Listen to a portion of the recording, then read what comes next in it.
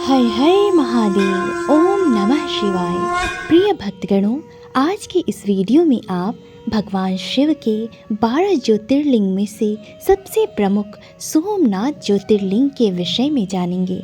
आप सभी भक्तों से मेरा अनुरोध है कि अगर आप यह कथा सुन रहे हैं तो अंत तक इसे ज़रूर सुनिएगा, और अगर यह वीडियो आपको अच्छी लगे तो लाइक और शेयर ज़रूर करिएगा। कहते हैं कि भगवान शिव के इन 12 ज्योतिर्लिंग के दर्शन मात्र से ही भक्तों के सारे कष्ट दूर हो जाते हैं और उनकी सभी मनोकामनाएं पूर्ण हो जाती है। जो भी मनुष्य सच्चे हृदय से भगवान शिव के इन 12 ज्योतिर्लिंगों के कथा का श्रवण कर लेता है, उसके सभी कष्ट दूर हो जाते हैं और जितनी भी मनोकामनाएं होती हैं वे सभी भगवान भोलेनाथ पूर्ण कर देते हैं। तो चलिए सुनते हैं सबसे पहले ज्योतिर्लिंग सोमनाथ ज्योतिर्लिंग की कथा को। एक बार समुद्र तट पर बैठे सूत जी ब्राह्मणों से कहने लगे कि हे ब्राह्मणों, मैंने सद्गुरु से जो कुछ सुना है वह ज्योतिर्लिंगों का महात्म्य तथा उनके प्राकट्य का प्रसंग आपको मैं सुनाता हूँ। आप सभी ध्यान चित्त होकर सुने। ज्योतिर्लिंग में सबसे पहले सोमनाथ का नाम आता है, अतः पहले उन्हीं का महात्म्य सुनिए। इस प्रकार कहते हुए सूत जी मुनि से कहते हैं, हे मुनीश्वरों, महामना प्रजापति दक्ष ने अपनी अश्विनी आदि 27 कन्याओं का विवाह चंद्रमा के साथ किया। चंद्रमा को स्वामी के रूप में पाकर वे दक्ष कन्याएं विशेष शोभा पाने लगी तथा चंद्रमा भी उन्हें पत्नी के रूप में पाकर निरंतर सुशोभित होने लगे। चंद्रमा ने 27 पत्नियां तो कर ली थी, लेकिन उन्हें केवल एक पत्नी, जिनका नाम रोहिणी था, उन्हीं से प्रेम था। एकमात्र वही चंद्रमा को बहुत अधिक प्रिय थी। उतनी दूसरी कोई भी पत्नी चंद्रमा को कदापि प्रिय नहीं हुई। इस प्रकार चंद्रमा के द्वारा केवल एक पत्नी रोहिणी को प्यार करता हुआ देख उन सभी स्त्रियों को बड़ा दुख हुआ। वे सब अपने पिता की शरण में गईं और वहां जाकर उन्होंने जो भी दुख था उसे अपने पिता को कह सुनाया। हे द्विजों, वह सब सुनकर राजा दक्ष भी बड़े दुखी हुए और चंद्रमा के पास आकर उनसे शांतिपूर्वक बोले। दक्ष ने कहा कि हे कलानिधे, तुम निर्मल कुल में उत्पन्न हुए हो।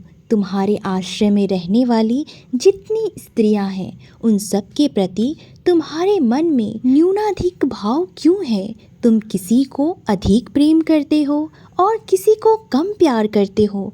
अब तक जो भी किया तुमने वो किया, लेकिन अब आगे ऐसा मत करना। ऐसा विषमतापूर्वक बर्ताव तुम्हें शोभा नहीं देता, क्योंकि उसे नरक देने वाला बताया गया है। इस प्रकार सूत जी कहते हैं कि हे महर्षियों, अपने दामाद चंद्रमा से स्वयं ऐसी प्रार्थना करके प्रजापति दक्ष घर को चले गए। उन्हें पूर्ण निश्चय हो गया कि अब आगे फिर ऐसा नहीं होगा, पर चंद्रमा ने प्रबल भावी विवश होकर उनकी बात नहीं मानी। वे रोहिणी में इतने आसक्त हो गए थे कि दूसरी किसी भी पत्नी का कभी आदर तक नहीं करते थे। दोबारा जब यह बात दक्ष को पता चली तो दक्ष ने यह सोचा कि इतना समझाने के बाद भी चंद्रमा उनकी बात को नहीं सुने। इस बात को सुनकर राजा दक्ष दुखी होकर फिर स्वयं आकर चंद्रमा को उत्तम नीति से समझाने और न्यायोचित बर्ताव करने के लिए उनसे प्रार्थना करने लगे। दक्ष बोले कि हे चंद्रमा, मैं पहले अनेक बार तुमसे प्रार्थना कर चुका हूँ, फिर भी तुमने मेरी बात नहीं मानी। इसलिए आज मैं तुम्हें श्राप देता हूँ कि तुम्हें क्षय रोग हो जाएगा। सूत जी कहते हैं कि दक्ष के इतना कहते ही क्षण भर में चंद्रमा क्षय रोग से ग्रसित हो गए। उनके छिन्न होते ही उस समय सब ओर महान हाहाकार मच गया। सब देवता और ऋषि कहने लगे कि हाय, अब क्या करना चाहिए? चंद्रमा कैसे ठीक होंगे? हे मुनि, इस प्रकार दुख में पड़कर सब लोग विह्वल हो गए।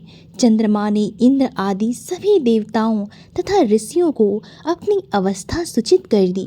तब इंद्र आदि देवता तथा वशिष्ठ आदि ऋषि ब्रह्मा जी की शरण में गए। उनकी बात सुनकर ब्रह्मा जी ने देवताओं से कहा कि हे देवता, जो हुआ सो हुआ, अब यह निश्चय ही पलट नहीं सकता। एक बार श्राप मिल जाने के बाद उसका केवल निवारण ही किया जा सकता, वह श्राप कभी भी वापस नहीं लिया जा सकता है। अतः उसके निवारण के लिए मैं तुम्हें एक उत्तम उपाय बताता हूँ, इसे आदरपूर्वक सुनो। चंद्रमा देवताओं के साथ प्रभास नाम के शुभ क्षेत्र में जाएं और वहाँ महामृत्युंजय मंत्र का विधि पूर्वक अनुष्ठान करते हुए भगवान शिव की आराधना करें। अपने सामने शिवलिंग की स्थापना करके वहाँ चंद्रदेव नित्य तपस्या करें। इससे प्रसन्न होकर शिव उन्हें क्षय रहित कर देंगे। तब देवताओं तथा ऋषियों के कहने से ब्रह्मा जी की आज्ञा के अनुसार चंद्रमा ने वहाँ 6 महीने तक निरंतर तपस्या की। महामृत्युंजय मंत्र से भगवान वृषभ ध्वज का पूजन किया। 10 करोड़ मंत्र का जाप और महामृत्युंजय मंत्र का जाप करते हुए चंद्रमा वहाँ स्थिर चित्त होकर लगातार खड़े रहे।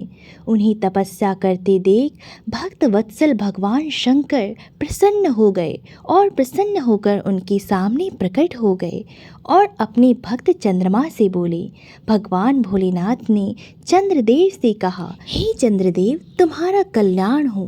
तुम्हारे मन में जो भी अभिष्ट हो वह वर मांगो। मैं प्रसन्न हूँ, तुम्हें संपूर्ण एवं उत्तम वर प्रदान करूँगा।